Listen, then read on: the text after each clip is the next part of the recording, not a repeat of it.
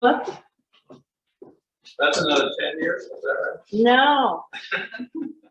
See, luckily, all this 20 years of research has left me with about 35 feet of files and 500 books.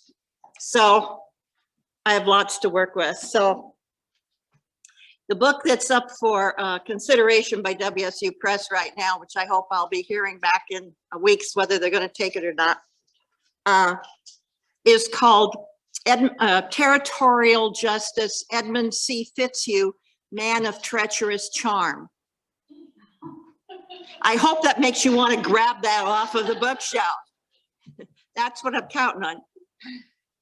My question has to do with this photograph that there was an original painting that was found where it was gone for over 100 Oh, the years. painting? Yeah, where was it? Well, it disappeared after it was raffled off when Jimmy died. It was raffled off in Portland to pay his debts. And it brought $600, which at that point in time is a whole lot of money. Then it just disappears. There's no record of who bought it at the auction, nothing.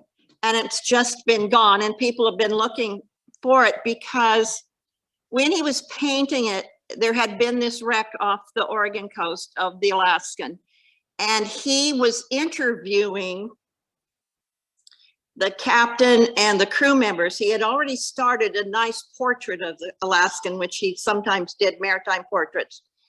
And so then it sinks. So then he's already got some stuff. He starts interviewing all these people that survived it. There were 30 that survived, I think, and then many that died. But he was dying at the time, and they would come to his studio, his apartment where he lived, and he would interview them, and he would cry while they were telling him these vivid stories and while he was trying to get the details going. And so what I found when I got to see it was there was another name on the painting, also not just his, another name. And I believe he had art students.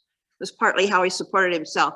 And I think that what he did was the detail work, and then the student finished the waves and the clouds and that kind of thing. That's usually what happened. So it just disappears. We've been looking for it all this time. No museums, never came up for auction anywhere, never came into a gallery anywhere. And all of a sudden, a gallery owner down in Portland named Mark Humpall, that I had been in contact with for years, asking about Pickett paintings.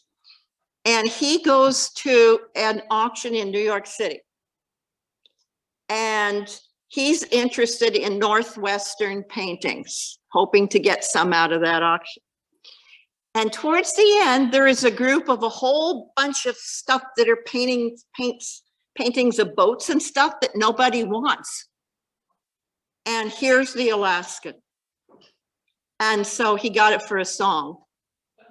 Got it for a song. It's just beautiful, and it's very heartfelt, where you can see the people climbing the masts and stuff, and the waves, and the thing is sinking, and yeah, it's beautiful.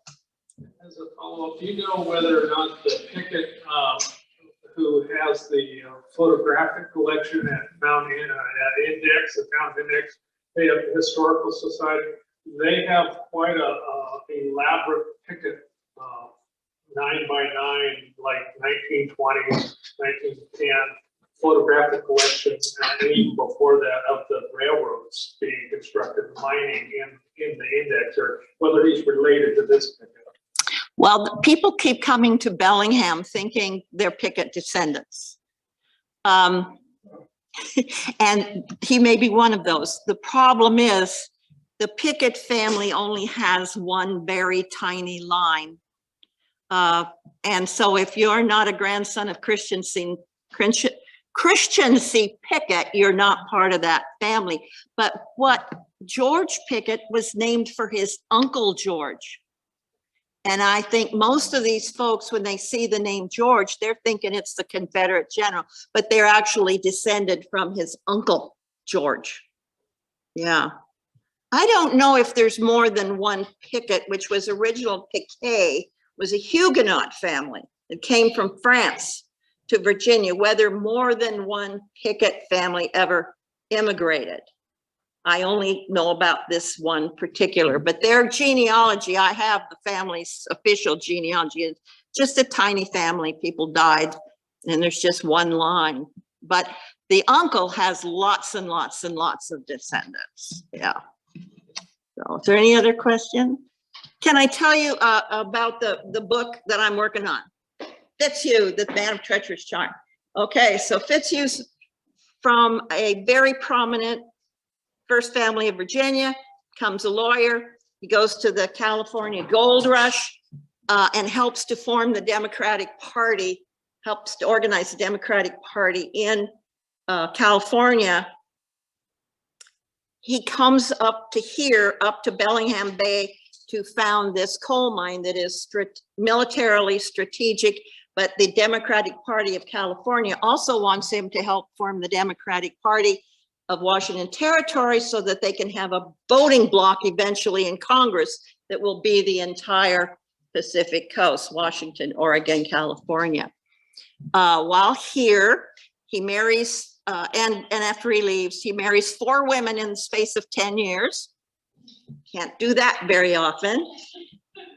And he gets put on the federal bench of the Supreme Court of Washington Territory while under indictment for murder. Can't do that too often either. So eventually he leaves and goes back to Virginia. He becomes kind of a hero in the Civil War. And every woman that he married 2 Indigenous women here and 2 blue bloods out in Virginia. All of them brought what all Fitzhugh men seek even today: power and money. And I was told that by Aunt Sally Lou Fitzhugh back in Virginia, who had 1700 swords in her umbrella stand. And she's an elder in the Fitzhugh family. She said they always marry for power and money. So that infuses my manuscript of who did he look to marry? Who did he look to become friends with? Who did he want to be professionally associated with? So I think it's a really fun book. I've wanted to write it for years. I got into him originally because he's the husband of one of the women in Peace Weavers. And so I had to condense his life down like this because he wasn't the biography I was doing. But now I get to really tell his story, and the fact that he was a Washington territorial justice and was tried by his fellow justices for murder. Can't do that too often. Trial didn't last too long. Jury decision didn't last too long, but he and a fellow justice, this is 1850s. He and a fellow justice were also tried for gambling by the third justice, which they shouldn't have been doing, but they were out gambling. So anyway, that's my new book, I hope, which will be out. And I hope I'll get to do talks about Fitzhugh too, because he's fun. Any other questions? Yeah. Hi, Robert Fox here. I just wanted to mention along the same line of the theme today, a good friend of mine, book who co-authored, came out about 5-6 years ago, John Jackson. He's a major historian in the American West, a business historian. I don't know if anybody here is familiar with this stuff. But his last book was a business history of the Northwest Company in Washington and Oregon. And it focuses on the mixed blood families that were generated on the other side of the Rockies and came into the Columbia Basin literally the same year Lewis and Clark left. And so this covers the generation of the early Canadian families and their Native American wives who were, again, already half Indian before they came over. This is the families that were of the first settler group here in the 1810s, 20s, and 30s, brought in under the guise of the Northwest Company and briefly the historians before that. So this fills out a regional story from before the American children. Yeah, more people are starting to work on this. There's also a wonderful book whose name I can't remember right now, and she has written on the mixed families of the Willamette Valley and the Hudson Bay Company. Melinda Jete. Yes, yes, Melinda Jete. Jete, yeah. And she's a descendant of one of those families. So she's written biographies of the women and the men that were down there that formed these towns in the Willamette Valley. And myself and a couple of French Canadian professors, co-authors, put the first out in a series of books. I don't want to push this, but it's that story outside the Willamette Valley as well as the valley, summarizing her information. But this is the transcontinental story as they came through the Midwest, across Canada, and ultimately. Have you read To Intermix with Our Red Brothers, or To Intermix? Yeah, have you read that one? Yes. That's a wonderful book that gave me the background in the 1810s and 20s and 30s, what was going on back east. Yeah. Right. And this kind of picks up on that and just takes them all the way through the Midwest, across the prairies. Yeah. Into the Columbia Basin. And it's the first of there's about 5 books that are in process. Jean, are you familiar with Jean Barman's work? Her stuff's incorporated. Yes, Jean Barman is retired now, but she was a professor at UBC or Simon Fraser, UBC, I think. Yeah, so we've been kind of working together for many years because Bellingham is on that border. And you get families and women and men that are moving back and forth. And she is very interested and has written a lot about the Hudson Bay Company wives and others, and Hawaiian wives up there. Yeah, so. And there's an update on Jean this year. I don't know how recently. One very exciting thing is that given she's trying to wrap up and move on, at that stage of life, she has bequeathed her archives to the, let me see, it's called the Société Historique Francophone de la Colombie-Britannique. So it's the British Columbia French-speaking Historical Society. Oh. She's given them everything because they've been very big on promoting her. Yeah. And her research and collaboration. Yeah. And she shows up at a lot of their.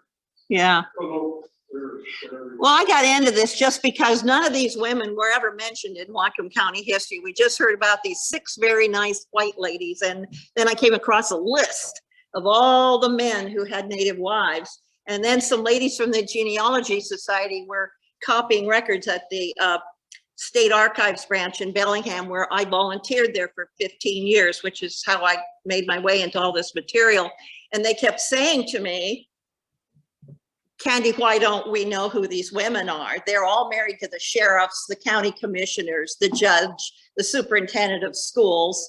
Why don't we know who these women are? And I had no answer. And so I started working on that list that I had and I had 22 women I was interested in. And then I just kept winnowing it down when I ran into a brick wall. And then I would have to eliminate somebody. And then I had to get it down to a point where, and I wanted to have this published by University Press, which means you have to have lots and lots of endnotes, but they also have a size that they want. And so I had to eliminate people down to the point where they were going to want to publish it. So I had 8 women. They said, pick 4.